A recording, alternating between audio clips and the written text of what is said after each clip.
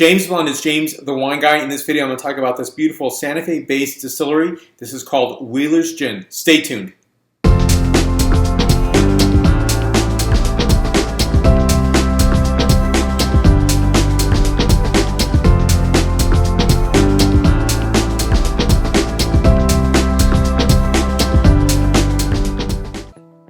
So here we go. No further ado with this beautiful gin by Santa Fe Spirits. Wheeler's Gin, Western Dry Gin. I'll tell you what makes it Western Dry. And it's actually indicative right here of the indigenous Southwest botanicals. 40% ABV. Very, I like the very old-timey feel to this label. Here's a back panel for inspection right here. So this is the first time I've seen a bottle noted in terms of gin being a Western Dry.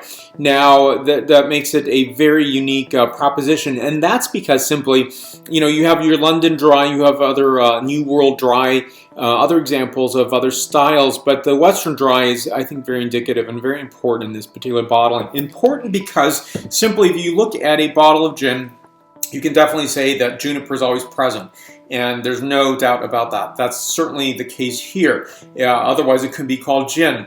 But ultimately, when I think of harkening back to days that I spent in New Mexico and really being in a, say, a forest, and you have the aspen, and you have juniper and pinon or pine, you have Douglas firs, and to capture this in the spirit is really wonderful and wondrous. So these enlivening scent characteristics are really reminiscent of those days spent in you know, climbing mountains and going through many a forest in lovely, beautiful New Mexico. So this is named after George Wheeler. He is an explorer. In fact, New Mexico's highest point is called Wheeler's Peak, which is obviously named after him.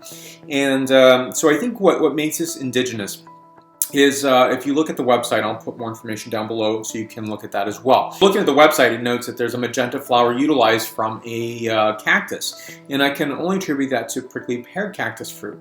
And that's because I've tasted it before, and it's actually very, very reminiscent of a cucumber. So this is the first time ever in 2014 that I tasted fruit from a prickly pear cactus. And it's absolutely beautiful, captivating, fresh, not too sweet, but really beautiful characteristic that I'm actually detecting in this. Now, it doesn't say that that's where it's coming from, but that's my guess. On the website, it shows that there's hop flowers and osha root and other botanicals as well. So I think this is a really smartly crafted, beautiful characteristic Western style. Now, I definitely get that. I appreciate that, and I will definitely, you know, look forward to tasting more Western Dry gins. So here we go.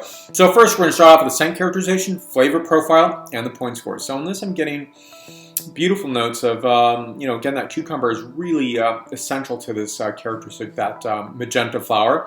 Other notes include pepper, yellow-green citrus smoke, and honeydew as well. Beautiful notes of cardamom as well, so some spice characteristic to this. So here we go with the flavor characteristic and then the point score.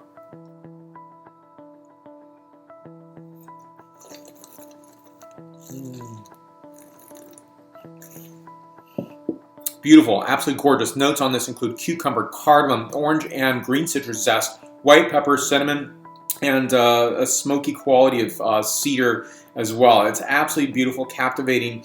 It tastes like New Mexico in a glass, if you know, I could say so myself. And it's reminiscent. So while I'm not in New Mexico, I'm here in San Francisco, I can really enjoy a bit of the earth and a bit of the, you know, at any given moment, because spirits will last. Obviously, wine will not last that long once open. But I think this is a really great way of giving that reminiscent quality.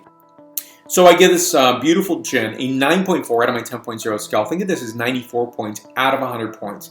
Next time I'm in Santa Fe, New Mexico, I'm going to visit Santa Fe Spirits, tasting through their entire assortment of spirits. I think this is a great time to be alive, tasting the best of the beverage art forms. That includes wine, beer, spirits, and coffee and so forth. There's so many great experiences to be tasting today. And this bottle was only, I think, $29.99. It's a really inexpensive bottle, high quality gin.